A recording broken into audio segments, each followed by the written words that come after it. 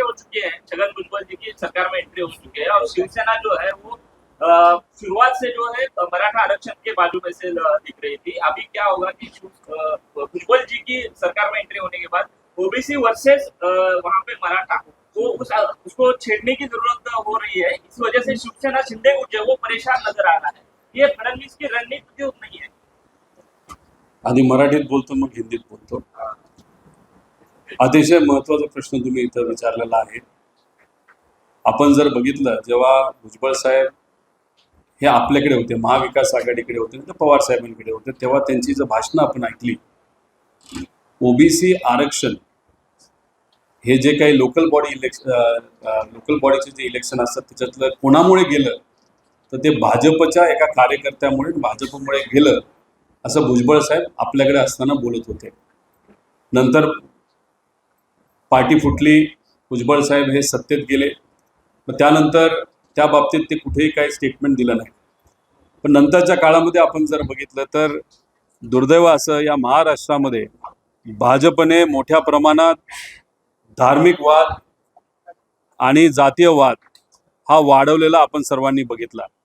आणि याच्यामध्ये तुम्ही जर बघितलं तर काही नेत्यांना पुढं केलं, पुढाकार घ्यायला लावला आणि त्याच्यामध्ये कुठंतरी वाद हा वाढतच गेला। आणि मग वाद वाढत गेल्यानंतर इलेक्शन झालं, इलेक्शनमध्ये काय झालं हे आपल्या सर्वांना माहिती आहे। त्यामुळे कुठंतरी काही नेत्यांचा वापर हा भाजपकडनं हा कुठेतरी द्वेष निर्माण करण्यासाठी केला गेला। आणि त्यानंतर सत्ता आल्यानंतर तुम्ही जर बघितलं 6 ते 7 महिने हे भुजबळ साहेबांना कुठेही तिथं संधी दिली गेली नाही। आता संधी दिली गेली आहे। कदाचित तुम्ही म्हणता तसं शिंदेचा जो पक्ष आहे त्या पक्षामध्ये थोडंसं कुठेतरी चलबिचल व्हावं यासाठी असू शकतं, नाहीतर आता येणाऱ्या महानगरपालिका आणि जिल्हा परिषद याच्यामध्ये कुठेतरी यश हे महायुतीला मिळावं यासाठी कदाचित हा प्रामाणिकपणे प्रयत्न तिथं केला असावा। पण आता हा जो जातीवाद आणि धर्मवाद त्याचं जे राजकारण भाजपली आणि मित्र पक्षाली केलं, आता हे लोकांना कळलं आहे। लोकांना 100% माहिती की आरक्षण हा विषय फक्त इलेक्शनच्या तोंडावर येतो आणि इलेक्शन संपले की सगळेच ते विषय विसरून जातात। खरं काय हे लोकांना कळल्यामुळे मला वाटत नाही की त्याच्यावर काय विश्वास लोक आता येणाऱ्या काळामध्ये ठेवतील। आप जो बोले जसं पवार साहेब, जयंत पाटील साहेब स्वतः सातत्याने बोलत आहेत की जूनच्या पहिल्या आठवड्यामध्ये राष्ट्रवादी शरदचंद्र पवार या पक्षामध्ये सुद्धा मोठ्या प्रमाणात बदल होतील। पण मी तुम्हाला एवढंच सांगतो ते बदल झाल्यानंतर नवीन पिढीतल्या काही लोकांना संधी दिल्यानंतर नवीन पिढी ही लढायला तयार आहे, रस्त्यावर उतरायला तयार आहे। फक्त संधी देणं बाकी आहे। ती संधी पार्टीकडनं दिल्यानंतर तुम्ही बघा परिवर्तन होईल।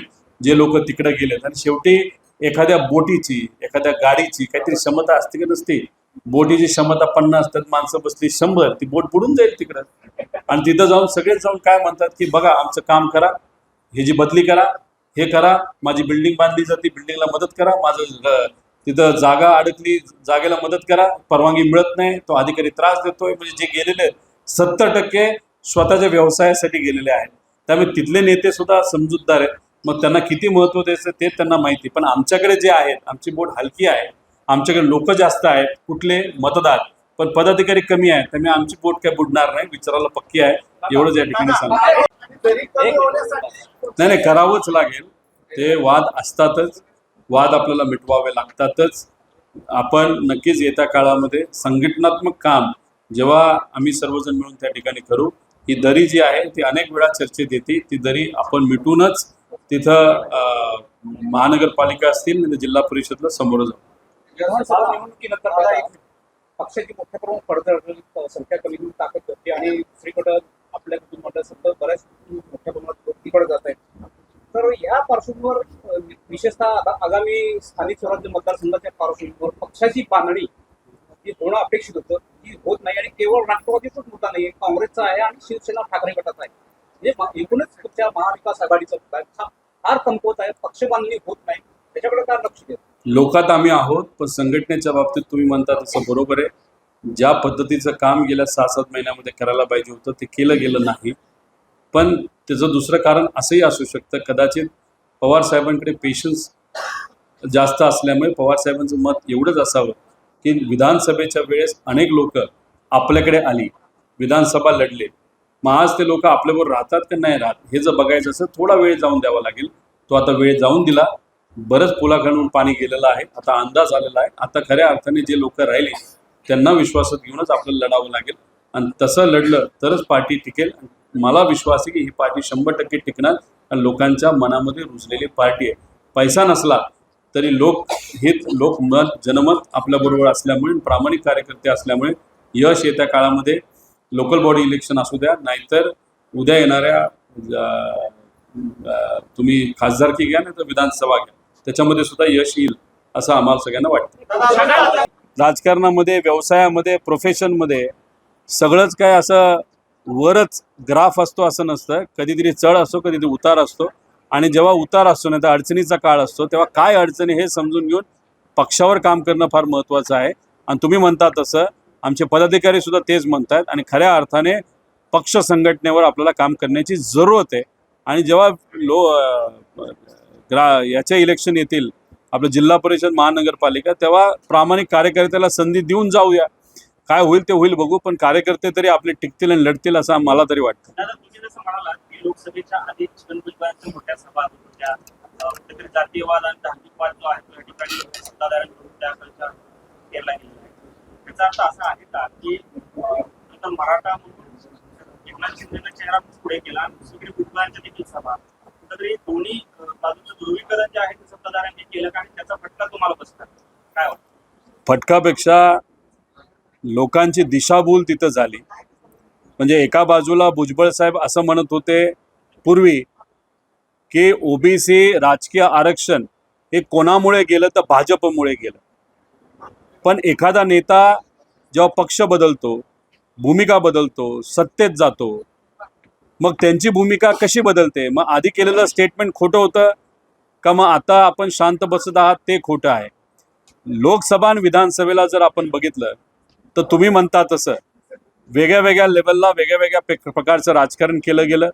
वेगळ्या वेगळ्या नेत्यांना पुढाकार घ्यायला लावला भाषणं आक्रमक पद्धतीने केली आणि त्याच्यावर काही प्रमाणात लोकांची दिशाभूल झाली. लोक कुठेतरी विसरले आणि मग त्याच्यामध्ये नक्कीच राजकीय फायदा हा सत्तेतल्या लोकांना तिथं झाला असावा. पण हा जो प्रयोग आहे जातीवादाचा आणि धर्मवादाचा हा फक्त एखाद दुसऱ्या इलेक्शनमध्ये चालू शकतो.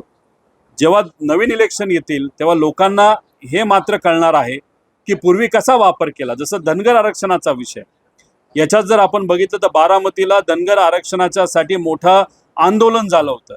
तेव्हा देवेंद्र फडणवीस साहेब तिथे गेले होते 2014ला.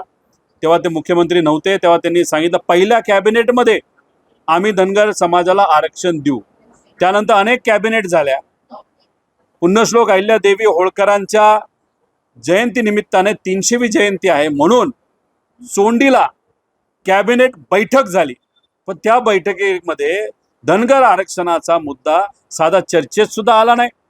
त्याच्याच बरोबर काही वर्षांपूर्वी 2018-19ला चोंडीमध्येच धनगर समाजाला आरक्षण मिळावं यासाठी तिथं आंदोलन झालं होतं. या देशाच्या ज्या प्रेसिडेंट आहेत त्या तिथं आल्या होत्या. तिथं काही लोकांवर कारवाई केली गेली आणि त्याच पवित्र भूमीमध्ये जेव्हा तुम्ही कॅबिनेट बैठक घेता तिथं साधा चर्चेत सुद्धा धनगर आरक्षणाचा मुद्दा आणत नाही. त्याचा अर्थ भाजप आणि सत्तेतले लोक जातीचा धर्माचा आरक्षणाचा वापर फक्त इलेक्शन पुरता करतात. इलेक्शन संपलं की त्यांना विसर पडतो. आता हे मात्र त्या ठिकाणी लोकांना कळलेलं आहे. जो विधानसभा इलेक्शन हुआ था और जो लोकसभा इलेक्शन हुआ था वहाँ पे बीजेपी के माध्यम से जातिवाद और धर्मवाद बहुत बड़े तरीके से उसका इस्तेमाल किया गया था. और ये धर्मवाद और जातिवाद करने के लिए बहुत सारे ऐसा नेताओं को बीजेपी ने ताकत दी थी. वो खुद के पक्ष के भी थे और कुछ बाहर के पक्ष के थे. और वहाँ पे उनके भाषण उनका सभा ये भी वहाँ पे बहुत बड़े तरीके से वहाँ पे हुए थे.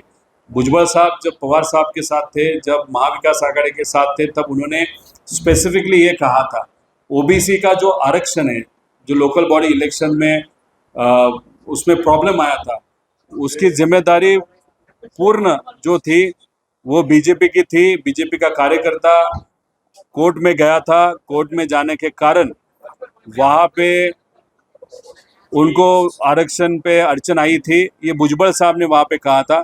अभी भुजबल साहब पावर में है. भुजबल साहब उस साइड में गए. अभी उसके बारे में वो कुछ नहीं बोलते. लेकिन जब लोकसभा का इलेक्शन था तब भुजबल साहब के जो सभा थी वो बहुत बड़े तरीके की वहाँ पे की दी थी और वहाँ पे बहुत ज़्यादा आक्रामक भुजबल साहब बोलते थे। लेकिन सत्ता जब आई तब भुजबल साहब को 6 महीने के लिए वहाँ पे कहाँ भी संधि दी गई थी। लेकिन अभी जो लोकल बॉडी इलेक्शन वापस होने वाले हैं, इसीलिए शायद उनको मंत्री पद मिला ऐसे हम सबको लगता है। तो जो बीजेपी है, बीजेपी के नेता है, वो नेताओं को सिर्फ जात और धर्म देख के वहाँ पे उनका इस्तेमाल करते हैं, वो बहुत दुर्दैवी गोष्ट है। और जब जातिवाद और धर्मवाद का इलेक्शन किया जाता है, राजनीति की जाती है, तब जो लोगों के रियल इश्यूज है, जो नौकरी है या जो एजुकेशन है या किसानों के विषय है, महिलाओं के विषय, वो साइड को रह जाते हैं। वो अभी अगर आप देखो तो 6 महीने में वही होते हुए हम सबको दिखाई देता है। दादा, आपण साताऱ्यात असताना पदाचा जो आहे तेलंगणात जन्माला आले असले तरी त्यांची राजकीय उंची जी आहे ती कमी आहे असं ग्रामविकास मंत्री जयकुमार मोरेंनी आपल्यावर सलट राजकीय उंची व्यक्ती ठरवत नसतो ना, नेता ठरवत नसतो, लोक ठरवत असतात। आज या महाराष्ट्रामध्ये हा कार्यकर्ता कुठेही गेला तर रिक्षा चालक असू द्या, वॉचमन असू द्या, साधे कार्यकर्ते असू द्या, सर्वसामान्य लोक असू द्या, रोहित पवार कोण हे त्यांना विचारावं लागत नाही। ते माझ्यापाशी येतात आणि आल्यानंतर प्रामाणिकपणे कुठलंही काम असेल तर या साध्या कार्यकर्त्याला तिथं पत्र दिलं जातं की अधिवेशनात विषय मांडा, तिथं तुम्ही मंत्र्याला भेटा।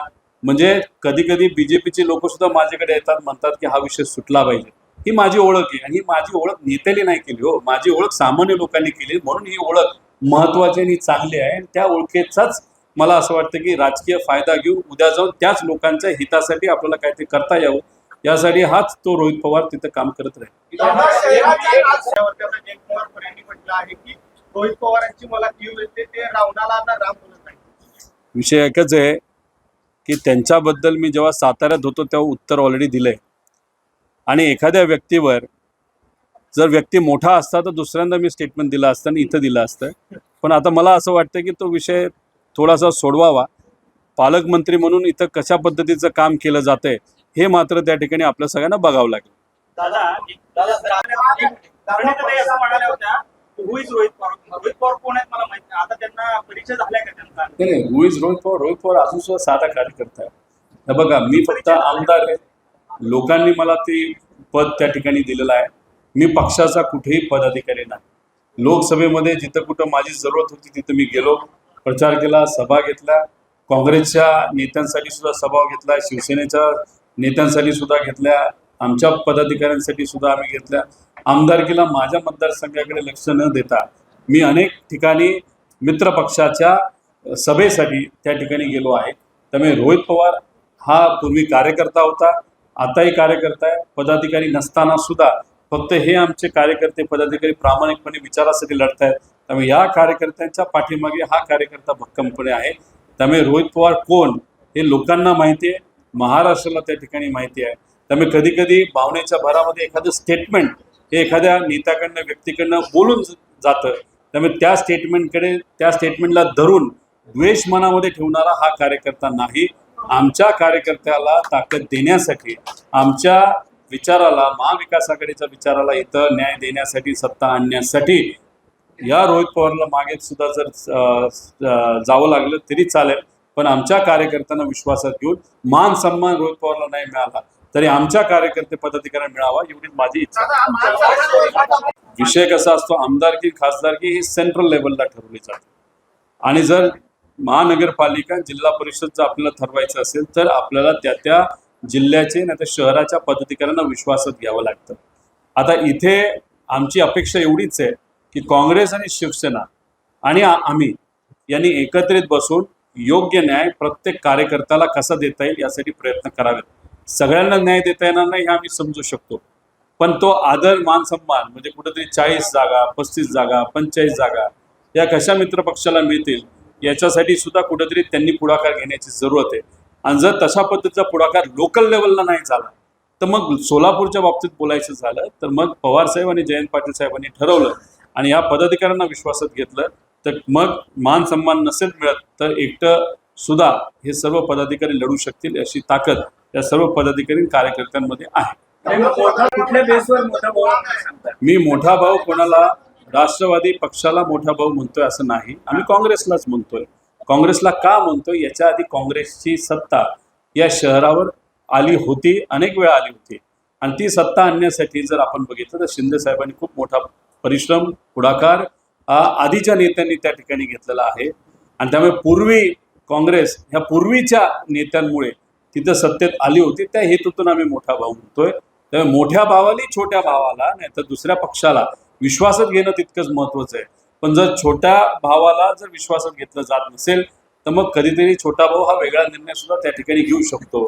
पण हा विषय माझ्या लेवलला घेण्यासारखा नाही, हा आमच्या वरच्या वरिष्ठांच्या लेवलला घेतला जाईल. आणि काँग्रेसचे सुद्धा प्रमुख जे नेते असतील त्यांना सुद्धा विश्वासात इथं घेतलं जाईल. खासदार ताईंना विश्वासात घेतलं जाईल, शिंदे साहेबांना विश्वासात घेतलं जाईल. आणि मला विश्वास आहे की योग्य पद्धतीचा निर्णय हा त्या लेवलवर त्या नेत्यांकडनं सुद्धा तिथं घेतला जाईल. दादा कहा जा रहा है, आप क्या कहें? ऐसा कौन बोला? अभी राजनीतिक तौर पे बताया जा रहा है, ऐसा कौन बोला? राजनीतिक नेता बोल- थोड़ी महाविकास आघाड़ी के नेता वहाँ पे बोले.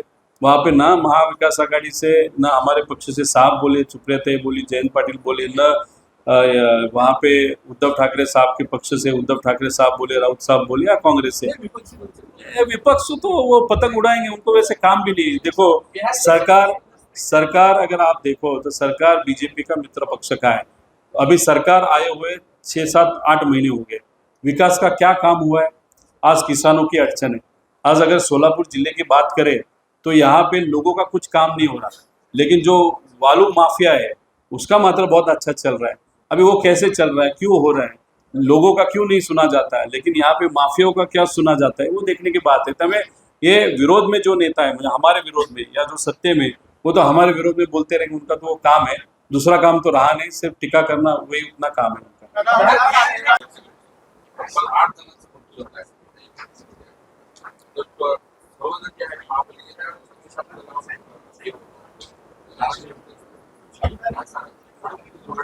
दादा अग्निशामक दलाकडे जे आहे ती पुरेशी पर्याय उपलब्ध बोलतो अग्निशामक दल जो आहे तिथं काम करणारे जे लोक आहेत ते प्रामाणिक आहेत.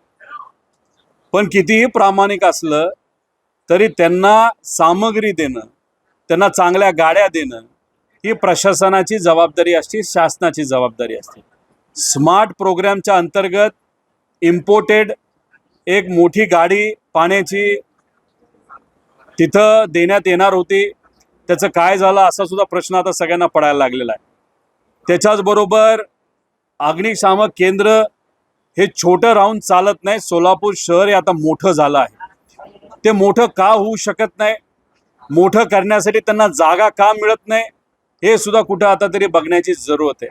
जी घटना घडली ती दुर्दैवी आहे. मी विधिमंडळामध्ये अधिवेशनामध्ये हा विषय मांडला होता.